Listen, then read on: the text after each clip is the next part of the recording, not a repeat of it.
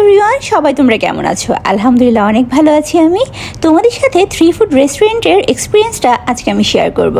এদের এখানে নতুন অনেকগুলো আইটেম চলে এসেছে। আমি কিন্তু বার্গার খেতেই এসেছি। জায়গাটা আমার ভালোই লেগেছে, বাট ওয়াশরুমটা একটু নোংরা ছিল আর কি, ব্যাপার না। ঠিক আছে, এখন আমি বার্গার অর্ডার দিয়েছিলাম এখানে চিকেন নাগা, যেটার প্রাইস ছিল 230 টাকা। আরেকটা নিয়েছিলাম চিকেন নাগা চিজ, ওটা ছিল 250 টাকা।